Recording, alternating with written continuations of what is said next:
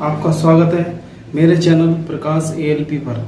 और देखिए, मैंने आपके लिए जो चैनल शुरू किया था उसमें मैथमेटिक्स के नए नए टॉपिक आपके सामने लाऊंगा मैं, और आपसे उम्मीद करूंगा कि आप उन्हें देखें और अपनी जो भी तैयारी कंपटीशन की, एसएससी, रेलवे, लेखपाल, यूपी SSC है नहीं है, या फिर फॉरेस्ट गार्ड, या फिर पीटीओ री एग्ज़ाम, यानी इसमें ये वाले सवाल इस तरीके के, यानी इसी पैटर्न पर सवाल पूछे जाते हैं। तो देखिए, मैंने आज आपके लिए बहुत अच्छा टॉपिक इकाई का अंक याद करना बहुत आता है। देखिए, बहुत पसंद करता है बच्चों के लिए इकाई का अंक याद करना। संख्या पद्धति का टॉपिक है ये, नंबर सिस्टम। ठीक है, संख्या पद्धति का टॉपिक है और नंबर सिस्टम, और इससे जो है सवाल आता ही आता है। ठीक है, ठीक है। अब देखिए आगे,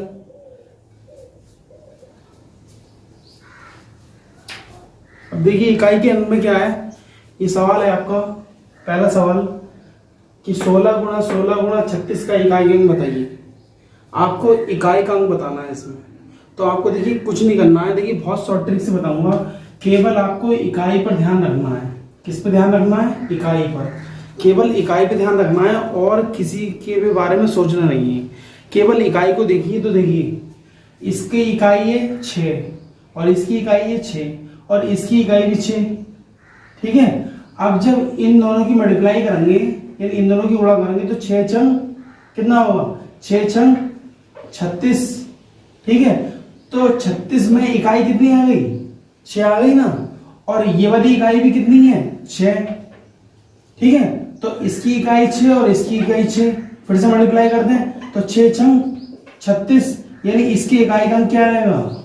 इसके इकाई का अंक 6 रहेगा, यानी आंसर इसका 6 आ गया। ठीक है, अब आता आगे, देखिए इसका इकाई का अंक कितना है? 1। देखिए, हमें केवल इकाई से मतलब है और किसी संख्या को नहीं देखना है।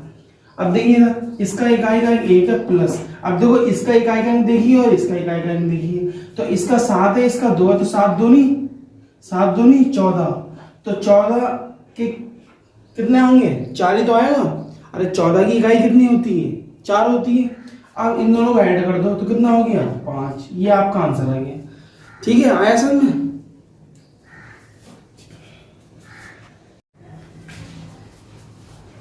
अब देखिए इसमें क्या है, याद रखने योग्य बातें जो आपको याद रखनी है इसमें इकाई का अंक याद करने में, जो आपको बहुत ही ज़्यादा मदद करेंगी कंपटीशन में।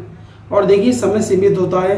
मैंने बार बार कहा, समय सीमित होता है हमारे पास, और आपको सीमित समय में बहुत कुछ परफॉर्मेंस देनी पड़ती है।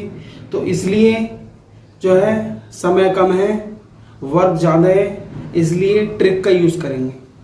तो देखिए, याद रखने योग्य बातें क्या हैं कि अगर किसी भी संख्या, यानी कोई भी संख्या है अगर, और उसमें 0, 1, 5, 6 उसके एंड में आ रहा है, यानी उसकी इकाई की जगह पर है, यानी किसी भी संख्या के इकाई की जगह पर 0, 1, 5, 6 आए, तो उसकी घात कितनी भी कर दे, वो कितनी भी घात कर दे, 5000 कर दे, 2000 कर दे, 500 कर दे, 300 कर दे, 30 कर दे, है नहीं? तो कितनी भी घात कर दे तो उसका अंक वही रहता है।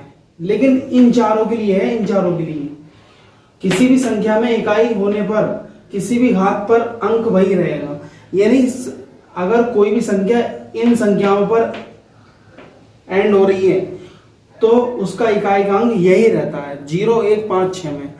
अगर इससे अलावा कोई संख्याएं आती हैं जिनके अंत में 0, 1, 5, 6 नहीं है, तो हम क्या करते हैं, जब घात 4 से अधिक हो, यानी कोई दूसरी हो, तो उसमें 4 से भाग करते हैं, और जो शेषफल आता है, यानी 4 से भाग करते हैं, जो हमारा शेष आता है, उस शेषफल को उस इकाई की घात पर लगा देते हैं, और अगर पूरा जाता है तो घात 4 ही रहती है। इसके एग्जाम्पल से बिल्कुल क्लियर हो जाएगा। इसे आप देख लें, स्क्रीनशॉट ले लें और आप इसे अपने दिमाग में रखें।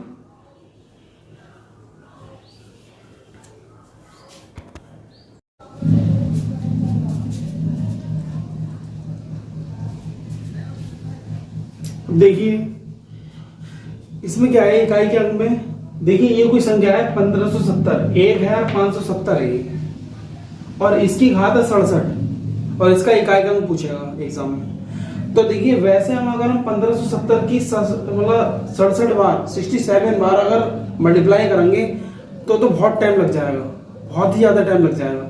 तो देखिए हमें करना है ट्रिक से। तो देखिए पहले आप इसका इकाई का अंक देख लीजिए, ये क्या है, इकाई अंक कितना है 0, ठीक है, कितना है इकाई अंक 0। तो मैंने अभी मतलब अभी बताया था कि जिन संख्याओं के अंत में 0, 1, 5, 6 होते हैं उनका इकाई अंक वही रहता है। तो इसकी चाहे 67 बार कर लें, चाहे 100 बार कर लें, चाहे 1000 बार कर लें, इसका इकाई का अंक क्या रहेगा, इसका जो इकाई है वो क्या रहेगा, 0 ही रहेगा। ये इसका आंसर आ गया, ठीक है। इसी प्रकार इसका इकाई का अंक क्या है, केवल इकाई को देखना है और किसी को नहीं देखना है, ठीक है। और ये 1 से 2 क्वेश्चन जरूर आते हैं हर कंपटीशन में। तो देखिए इसका इकाई का अंक कितना, 1 है, तो इसका भी आंसर क्या आ जाएगा, इसका भी आंसर आ जाएगा 1, क्योंकि 0, 1, 5, 6, ठीक है, 0, 1, 5, 6 चाहे मतलब कितने भी घात कर दे हो किसी भी संख्या में, तो इकाई अंक वही रहता है। इसी प्रकार देखिए इसका आंसर 5 है, अरे इसकी इकाई कितनी है, 5 है, और इसका जो है इसकी घात जो भी हो इससे मतलब नहीं है, इसका आंसर 5 आ जाएगा, इसका आंसर 6 आ जाएगा, ठीक है। लेकिन अब इसमें आ गए यहां पर 2 पर। तो देखो मैंने बताया 0, 1, 5, 6 के लिए बताया है, लेकिन इसमें क्या आ गया, 2 आ गया, तो इसमें वो वाला रूल नहीं लगेगा। अब हम क्या करेंगे, इसमें क्या करते हैं, जो इसका जो मतलब घात है, जो इसकी घात है, इसको जो है 4 से डिवाइड कर दो, 4 से भाग कर दें इसकी, ठीक है। 4 से भाग करेंगे तो 4 एकम 4, 2, 7 उतार लिया, 4 छंग 24, यहाँ पे कितना बचा शेष, कितना बचा शेष 3। तो जो शेषफल होगा वो इसकी इकाई की घात बन जाएगी, यानी 2 को 3 बार लिख दो, 2 दूनी 4 दूनी 8, 8 इसका आंसर आ गया। आया समझ में।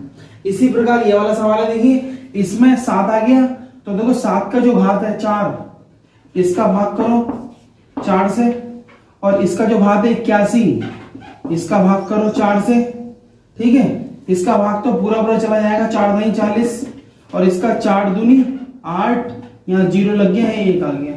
तो इसमें शेषफल आ रहा है, इसमें पूरा आ रहा है। तो देखो इसमें शेषफल कितना आ रहा है, 1 आ रहा है। तो जो शेषफल आ रहा है तो इसमें तो 4 की घात हो जाएगी 1, और इसमें पूरा जा रहा है तो इसमें 7 की घात हो जाएगी 4, यानी जिसमें पूरा चला जाएगा उसमें घात जो है क्या रहेगी, 4 ही रहेगी। अब देखिए 7 को 4 बार लिखेंगे, और 4 तो है ही, अब 7 सत्ते 49 के 9, यानी 49 का इकाई का अंक ले लिया 9। इसी तरीके 7 सत्ते 49, इसका भी 9, और ये 4 तो है। अब देखिए 9 ने 81 का 1, और ये 4 है, और 4 एकम 4, ये इसका आंसर आ गया। आया समझ में।